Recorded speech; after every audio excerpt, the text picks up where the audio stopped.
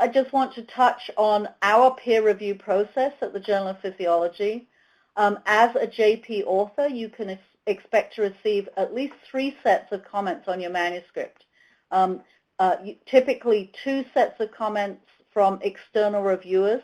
who are chosen for their expertise in the subject matter. And you'll also get guidance from a reviewing editor who will add their own impressions of the manuscript and also steer you to which are the most important points from the external reviewers that need to be addressed. And then for the Journal of Physiology, the senior editor then issues the decision on your manuscript that can be either acceptance, a provisional acceptance, typically requiring minimal, if any, additional experiments, but maybe some changes to the text or different interpretations of the data. Obviously, also manuscripts can be rejected, and this can take place either with or without external review. And you may be offered the opportunity to refer your manuscript to our sister journal, Physiological Reports. And then we also have what we call a special case resubmission, where the reviewers and the editors are enthusiastic about the topic of the paper, but feel that a great deal of additional experimental work is really needed to substantiate the conclusions, and so may offer the opportunity to resubmit a thoroughly revised manuscript without making any promises about whether it will ultimately likely to be accepted. When we publish papers, we believe in transparency, and so the names of the senior editor and the reviewing editor who handled the submission are published along with the accepted paper, and we also have a formal appeals process. And I'd like to offer the opportunity to Professor Weifang Rong to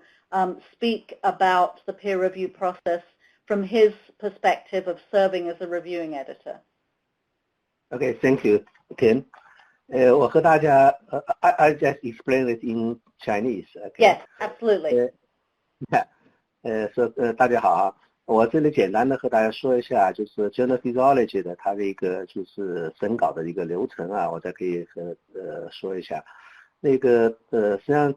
在我的这个经历里边，我感觉啊，就 Journal of Physiology 的这个审稿的流程是非常第一个是非常的会计，非常快。另外一个的话是非常整个的过程是非常严格的，所以我可以和大家说一下，当一篇论文啊到达这个 Journal of Physiology 以后，那么首先是由这个编辑部的话呢，他们会把它呢就是分给这个 senior editor。这个 senior editor 的话，他这往往呢是在一个这个 senior 的一定是在这个领域的一个。就是你这篇论文啊，这个所相关这个领域的一个专家，那么这样的 senior editor 呢，他会来初步的看一下这个论文，然后的话呢，就会做出一个初步的印象。有一些论文就他认为啊，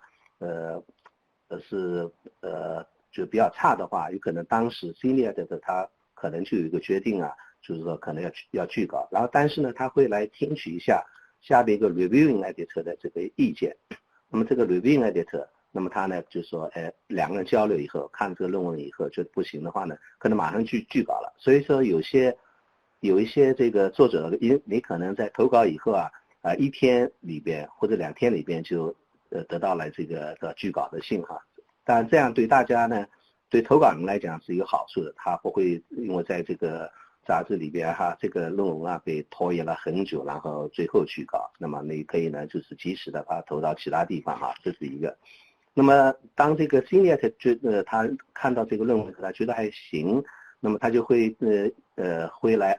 找到一个 reviewing editor， 然后这个 reviewing editor 的话也是应该这个是领域的一个小同行，然后他的话呢就会来找这个他也看论文。然后呢，如果说这个reviewing editor感觉这个论文不太合适的话呢，他也可能马上做出决定啊，就这样。然后的话 reviewing editor 呢会来找这个就是同行的审稿人。那么这个一旦到了的同行审稿人，然后的话呢，至少有2个这个审稿人的意见，那么回来以后，那么这样一个 reviewing editor 呢，他就会做出这个 recommendation， 那么这样一个 recommendation， 然后呢会在有 senior editor 他来看检查以后，这样。总之的话呢，然后 Journal of Physiology 它这个审稿的流程是这样的，就是说他会对这个审稿人他要求啊，差不多是在10天到2周内要完成这个审稿，所以说这个审稿的速度相对是比较快的。那么 reviewing editor 呢也是非常 dedicated， 就是说非常的就是说他也是争取的就及时的能够呢就是说做出这个决定，然后给呢就是作者呢能有一个就是有比较好的一些有建议，另外的话呢就是及时的就把这个就是说这个审稿的这个结果告诉这个作者。所以说在我看来的话呢，就是说Journal of Physiology它审稿的流程啊，我觉得呢是对作者来讲是比较公平、比较好的这样一个杂志的审稿流程啊。我大概先说这么多。OK。